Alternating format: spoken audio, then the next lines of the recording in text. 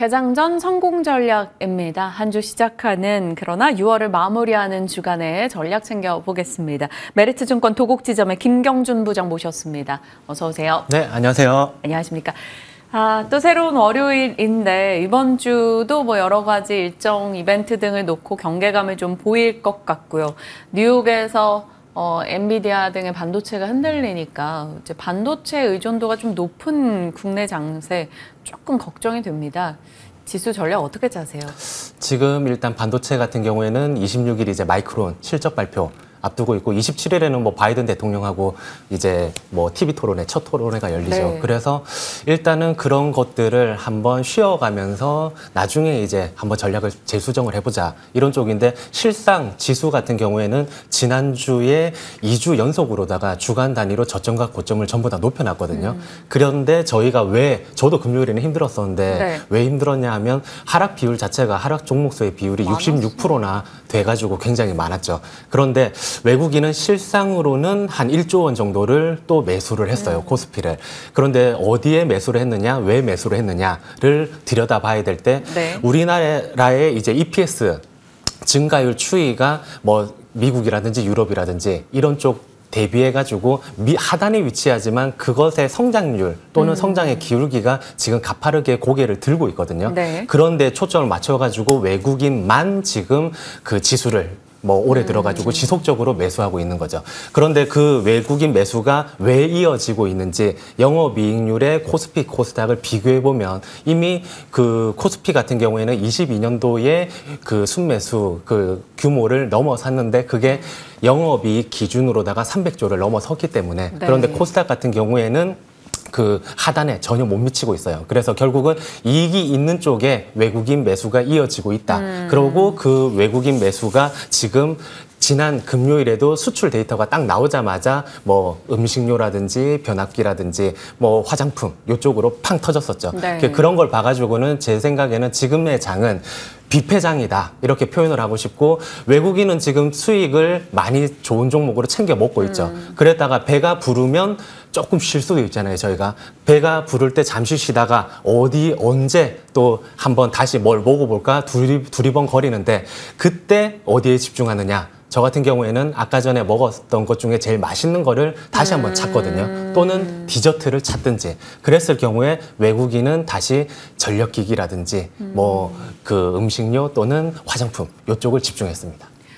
그들도 결국에는 수익이 났던 한마디로 좋은 기억이 있었던 쪽으로 집중도를 계속해 나가고 그것의 계기가 되는 게 사실 6월 1일부터 10일까지의 수출 데이터, 뭐 이렇게 10일치 짧은 몇 거래간의 그 데이터에는 시장이 이 정도로 민감하게 반응은 안 하는데 보통 이 20일치 데이터가 나올 때 조금 더 민감하게 반응을 하는 기분입니다. 말씀 주신 대로 수출 실적 이런 쪽에 기대가 높은 쪽에 외국인의 수급이 집중되다 보니까 어떤 종목을 들고 있느냐에 따라 누군가는 굉장히 좋은 상승률을 누리고 있고 누군가는 많이 박탈감을 느끼고 있는 그런 장이 전개되고 있습니다.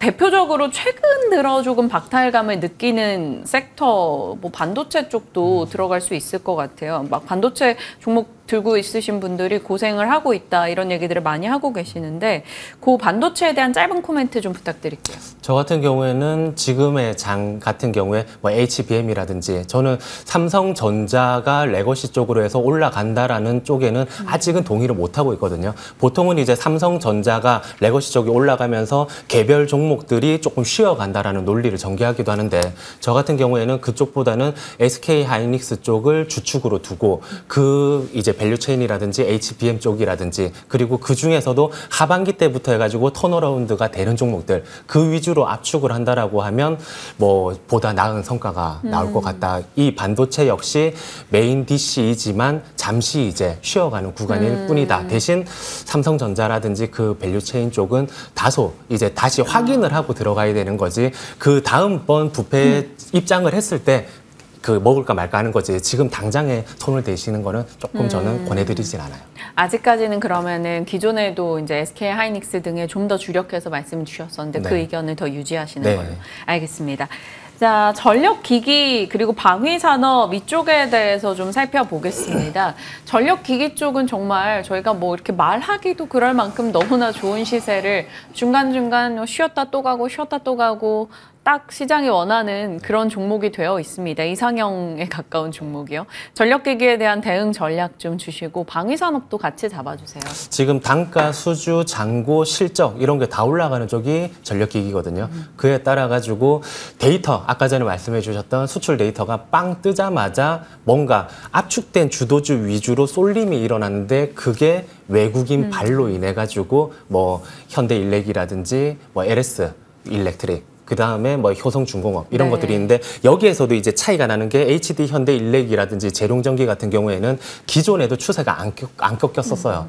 훼손이 안 되다가 지난 금요일 날 신고가를 치고 올라갔거든요. 그런데 효성중공업이라든지 LS 일렉트릭 같은 경우에는 다소 이제 정고점을 아직은 회복하지 못하고 있는 추이. 그래서 주도하고 있는 쪽이지만 뭔가 차별화는 일어나고 있다. 네. 요 점을 이제 포커스로 두셔야 되시고 방산 같은 경우에는 이제 기존에 굉장히 좋았다가 뭐 한화 에어로스페이스라든지 현대 로템이라든지 금요일 날 보시면 이 거래일 연속 외국인 매도가 나오면서 조금 주춤하고 있거든요. 이럴 때 왜 그런가를 살펴보셔야 되는데 그게 지금 글로벌 방산 업체의 PER 같은 경우에 한 18배 정도예요. 올해 내년 모두. 그런데 우리나라 같은 경우에는 올해 한 22배에서 내년도에 17배 정도로 거의 글로벌 피어 그룹 대비 그 밸류에이션상 메리트는 조금 떨어진 상태라 가지고 외국인이 당장에는 조금 소화 과정 중이다라고 보시면 되시고 이게 하지만 그 전 세계의 국방 부담이라든지 이런 쪽이 지출 쪽이 지속적으로 미국, 유럽, 한국 할 거 없이 전 네. 세계가 그냥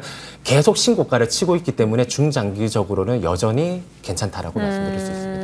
시간이 조금 필요한 네. 섹터이군요. 방위산업은. 네. 자, 그러면 전력 쪽에서는 그 좀 차별화가 나타날 때 그래도 좋은 차별화 쪽에 HD 현대일렉이나 재룡전기 위주로 대응을 해야 되는 겁니까?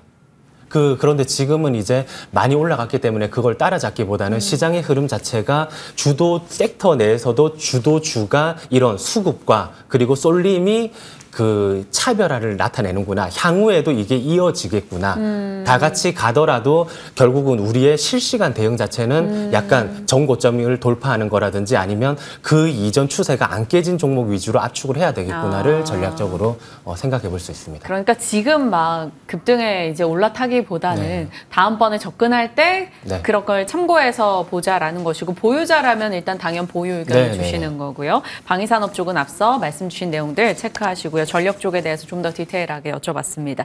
자, 그러면 시장에서는 이런 빠른 순환 과정 속에서 이것도 스토리가 있어 보이고 저것도 스토리가 있어 보이고 하면서 계속 이유를 붙이고 있는데요. 지금 체코 원전 이슈나 뭐 AI에 뭐 에너지원이 필요하다, 뭐 바이든과 트럼프가 모두 원전은 갖고 갈 거다 하면서 원전 쪽도 얘기가 계속 나온단 말이죠. 그런데 시세는 단발성에 그치고 있습니다. 원전에 대한 의견은요? 원전을 제가 압축해드리자면 두 종목. 두산 에너빌리티랑 한전기술만 보셔도 되세요. 두산 에너빌리티 같은 경우에 뭐 유스케일 관련 그리고 한전기술은 뭐 국내 원전 설계라든지 엔지니어링에 독보적이지만 캐나다 쪽에서 29년도까지 건설하는 대규모 프로젝트에 참여하고 있거든요. 그래서 그 두 종목을 보시면 되시고 이미 올 초에 하원에서 이제 원자력 발전법에 대해 가지고 그 투표를 붙였는데 찬성 쪽이 365표고 반대 쪽이 36표로 한 10배 정도 찬성이 많았거든요. 네. 미국 쪽에서도 이쪽을 지속적으로 이제 드라이브를 걸 거다. 네. 그랬을 때에 반드시 원전의 차례는 오는데 개별 종목보다는 일단 이 두 종목에 집중해 보시라 권해드립니다. 그러면 모아가는 전략으로 서서히 네네네. 그렇게 볼 수 있는 두 종목 네. 정말 심플하게 답변을 주시고 스토리도 꽉꽉 채워서 말씀을 주시니까 또 저에게 새로운 뮤즈로 다가오고 계십니다. 자, 원전도 그렇고요. 그러면 조선의 스토리는 어떨까요? 신조선가 계속 올라가고 있고 에너지나 뭐 각종 운반에 대한 얘기도 나오고 네. 있고 뭐 이러다 보니까요. 조선은 뭐 기술력이야 우리 빠지지 네. 않고요. 어떻게 보세요? 조선 같은 경우에 지난주에 이제 말씀드렸던 그런 부분들로 인해 가지고 이제 중장기적으로 외국인이 다시 찾는 이제 종목이 될 텐데요. 뭐 현대, 뭐 조선 쪽이 그 현대중공업 쪽이라든지 분이 그 한국조선해양 같은 경우에 메인으로 이제 두시면서 나머지는 이제 친환경 기자재라든지 친환경 뭐 선박 쪽으로 해가지고 한화 엔진이라든지 이런 쪽을 조금 들여다보시면 되십니다. 그 지난 금요일에도 뭐 현대중공업 같은 경우에는 기관의 매수에 의해 가지고 이제 연중 고점을 돌파를 했고요. 네. 한국조선해양 같은 경우에도 외국인의 매수로 13개월 내 최고가를 돌파를 했거든요. 그런데 여기에서 한화오션 같은 경우에는 반대로 외국인과 기관의 매도로 인해 가지고 주춤거리고 있다. 이럴 때에 여기에서도 여전히 종목에 약간은 갈림은 나온다. 이런 부분을 조금 체크를 해보셔야 되십니다. 네. 그러면 6월 17일 관심주인 HD 현대중공업 보유자라면 보유? 네. 저도 보유하고 있습니다. 네. 이런 거 말해도 되나요? 안 될 것 네. 같습니다.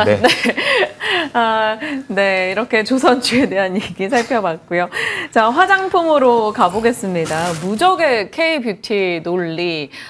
이쪽도 뭐 실리콘2의 선정량 뭐 등등의 얘기가 나올 때마다 관심을 받고 있는데, 화장품 섹터에서는 탑픽 어떻게 보세요? 지금 제가 개인적으로 가장 수익을 많이 본 구간이 화장품이었고요. 화장품. 지속적으로 말씀드렸었는데 그 종목들 외의 거를 주말에 막 찾아봤어요. 그랬을 때 제가 말씀드렸던 컨셉과 부합해야 되겠죠. 지금 주도 섹터지만 주도주가 있는데 그거를 계속 따라잡을까? 그게 아니다라고 하면 어떤 컨셉으로 다음을 대비해야 될까? 이랬을 때에 외국인의 여전한 집중 매수 포화가 이어지는 종목 그리고 실적이 어닝 서프라이즈가 나는 종목에 집중해야 되는데 그걸 세 종목을 가져왔습니다. 첫 번째 코스맥스, 그리고 TNL, 그다음에 잉글우드랩인데 코스맥스 같은 경우에는 이제 실적 자체도 올해 뭐 20% 매출 성장, 영업이익 쪽으로는 30% 증가인데 매출 성장과 영업이익의 증가 그리고 OP 마진의 증가가 있지만 그 내년도 그 ODM사 전체 네 군데 중에 탑픽 네 군데 중에서의 가장 저평가되는 펄을 이제 내년도 예상 펄로 저희가 예상하고 있거든요. 네. 그렇기 때문에 이익은 많이 나는데 이제 뭔가 단기 밸류에이션 상으로라든지 이런 쪽에 부담이 없다 해가지고 말씀드리고요. TNL 같은 경우에는 이제 여드름 패치를 이제 하는데 네. 미국 쪽에서 2020년도부터 얘가 줄곧 1위를 했어요. 그래서 김밥이라든지 떡볶이, 뭐 불닭처럼 고유 명사로 이제 얘네들의 제품명인 마이티 패치라고 해가지고 네. 요거 뜨면 그 여드름 패치구나 할 정도로 이제 시장에서 자리를 잡았고 요 단가 자체가 요 붙이는 한 알당 우리나라 대비 10배를 많이 받아요. 그런데 미국에서는 우리나라 대비해가지고 물가 수준이 있으니까 요것도 저렴하다라고 해서 지금 사들이고 있는 2분기 그래서 수출이 그렇게 잘 됐군요. 그렇죠. 네. 2분기 어닝 서프라이즈에다가 압도적인 영업이익률 33% 정도 달성. 그래서 TNL을 두 번째로 말씀을 드리고 세 네. 번째는 심플한 미국 선케어 시장 진출. 그쪽 OTC 쪽이 다른 쪽은 1년에서 1년 6개월 정도 제작 과정이 걸리는데 얘네들은 한 반년 정도면 뚝딱 만들어내가지고 선케어 부분에 특화돼 있는 그런데 마찬가지로 실적이 우상향하고 있으면서 미국 그 매출 비중 자체가 미국의 92%나 달하는 그래서 세 종목을 가져와 봤습니다. 네, 코스맥스, TNL, 잉글로드랩 살펴주셨고요. 오늘의 공략주 듣겠습니다. 어떤 종목입니까? 지금 이제 구 아프리카 TV 현숲이죠. 지금 이름이 좀 잘 안 붙어요, 이제. 안 붙고 이것도 뭔가 문제가 있기 때문에 이름적으로다가 뭐 예전에 썼던 곳에서 소송을 걸기도 하고 이런 부분이 그렇군요. 있지만 아무튼 외국에서는 다 숲으로다가 네. 지금 밀어붙이고 있고 그 결과 국내에 이제 국한돼 있었었는데 6월 5일 날 태국에도 진출을 한 상황 속에서 우리나라 같은 경우에는 페이커라는 이제 롤의 신이 계시죠. 그 페이커 분과 여러 유명 스트리머들을 확보한 상태에서 이쪽이 글로벌적으로 먹히려면 동시 통역이 지원이 돼야 되거든요. 네. 실시간에 강점이 있고 e스포츠에 강점이 있기 때문에 그런 것들을 다 실시간으로 동시 통역해주는 서비스도 이제 곧 나옵니다. 그거 가지고 글로벌 확장을 해나가고 현지에도 진출을 하는 그러면서 이제 덧붙여서 버추어 그 스트리머라고 해가지고 이렇게 하고 있는데 여기에는 캐릭터가 입혀져가지고 나오는 그런 쪽도 지금 새롭게 이제 등장을 했기 때문에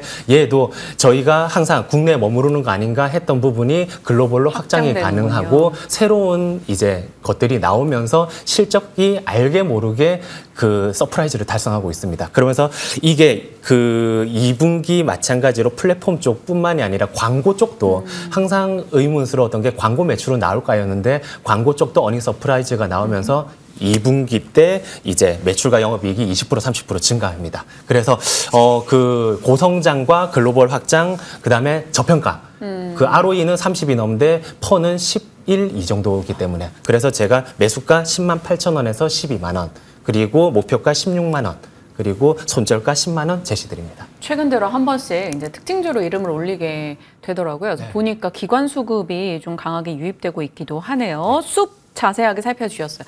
저출산이 문제인 것 같아요. 저출산으로 국내 파이가 이러다 보니까 해외 시장 진출이 거의 이제 생존의 사활을 거는 상황이 되다 보니 관련해서 글로벌 시장 확장 이야기가 나오는 쪽에 더 집중되고 있는 것 같습니다. 오늘은 그 아이디어 연결해서 숲 살펴주셨고요. 저희 추가적인 흐름 기대해 보도록 하겠습니다. 김경준 부장님과 재미나게 시장 얘기 풀어봤네요. 고맙습니다. 네, 감사합니다.